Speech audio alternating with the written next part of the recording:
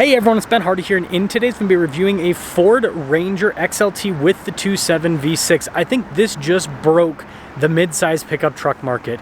Before we get into this video, I want to give a huge shout out and thank you to the Larry Miller Ford here in Provo for giving me some time with this truck.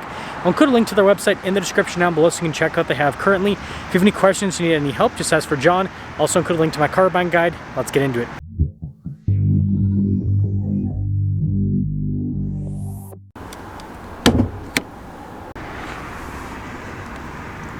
Under the hood, we have a turbocharged 2.7 liter V6 that goes through a 10-speed automatic transmission.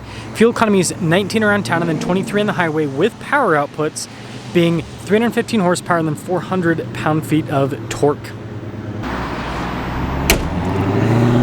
Now, before we move forward with this review, I do want to mention if you want to see more videos just like this, then I recommend you subscribe because I post content every single day. Now, a quick overview on the XLT package. This is kind of like the middle of the line package for the Ranger, just for Fords in general. You still get nice fancy headlights that look sharp, so it doesn't have like, you know, work truck halogen lights, for example. You do get fog lights as well. And look at the front bash plate. Looks really cool overall. So the front end of the truck looks good. And then when you come around the side, you've got this nice set of wheels, which with the metallic gray that matches the fender flares, I think that looks really sharp. You got the XLT badge, fixed side steps with this package, and here's your side profile with the truck. Now this one has the FX4 package, which is Ford's kind of entry-level off-road package. With the Ranger, you also get the cool step there on the side. The new Ranger has leaf springs as well. And then look at the taillight design here in the back. Pretty sharp looking.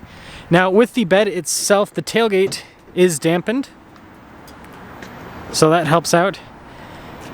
We've got outlets here in the bed, and no bed liner, but that's always easy to add in after the fact. And then lifting the tailgate up, it's very light.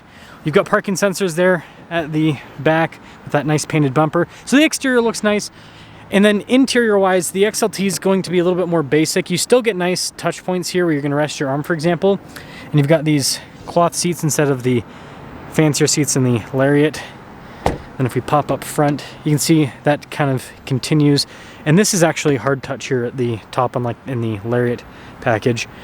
You got all of your window controls here. You can see with the mirror adjustments and all of that. It looks like they should power fold in, which is nice. The XLT has solid payload, 1434, at least for a mid-sized pickup truck. And then again, cloth here with the front seat. The seats are manually adjustable. That is one downside about how this one is equipped to some people. Now, yeah, you got one of these, so you do have to stick the key in the ignition. But you do get kind of like a mostly digital gauge cluster. The Lariat has like a full digital.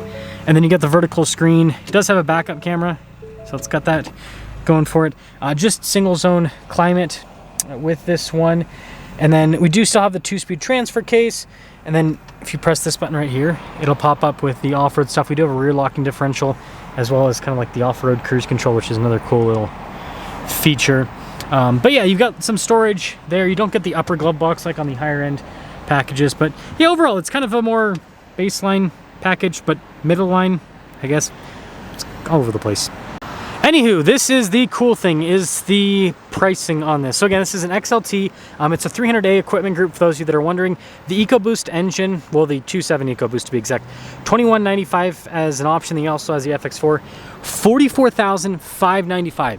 So for the less than the price of the average SR5 Tacoma you see out there, you can get a Ford Ranger mid-trim, right, XLT with the off-road package with a V6 that has 400 pound-feet of torque. I mean, craziness. Let's take it out, drive it, and talk about it.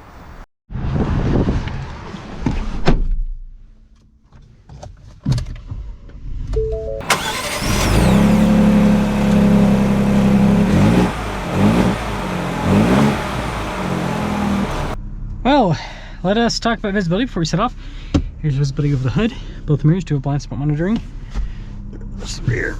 And let us set off in the 2.7 V6 Ranger XLT. This is a cool truck.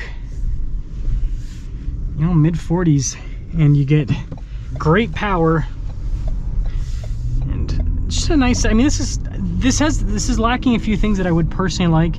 Let's quickly name them. Heated seats would be nice. I'm not a person that needs cooled seats, but heated seats are always a nice thing to have. And then 360 camera system's always nice with modern cars. Again, not a necessity. The biggest thing would be the heated seats, but the cool thing about heated seats is you can easily add those after the fact to a vehicle. 360 camera system, no. Now, this engine is wonderful. Ford putting this engine in this truck is just genius, absolutely genius. The 2.3 that the Ranger comes with is great.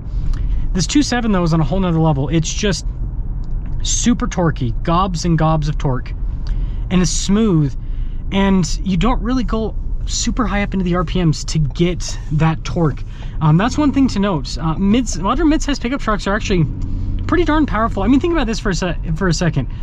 The average mid-size pickup truck now has right around 300 horsepower, and a lot of them have at least 300 pound-feet of torque, and several of them with certain packages have 400 plus pound-feet of torque.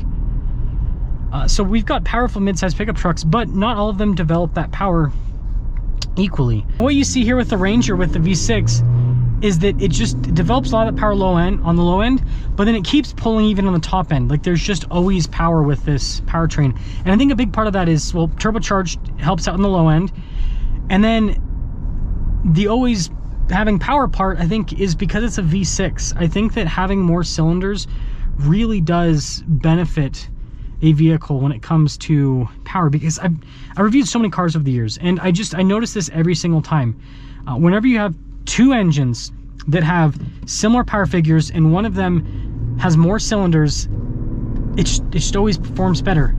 And if it has more cylinders, more displacement, but produces similar power, even less power, still somehow feels better. I mean, a good example, this is a much more expensive vehicle, but it's the new Mercedes G-Wagon.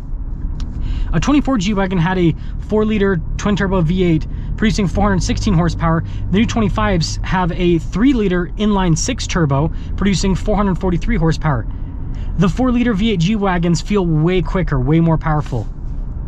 So I've just noticed that. So when it comes to engines, there's no replacement for displacement, and there's no replacement for cylinders either. But overall, this Ranger XLT with the V6, I think, is a great value.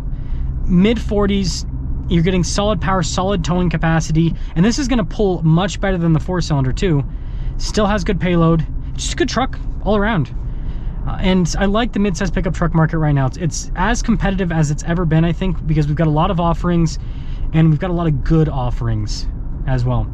So let me know what you guys think about the Ranger with the 2.7 V6 in the XLT form, but I think this is a darn good value in the mid-size pickup truck world.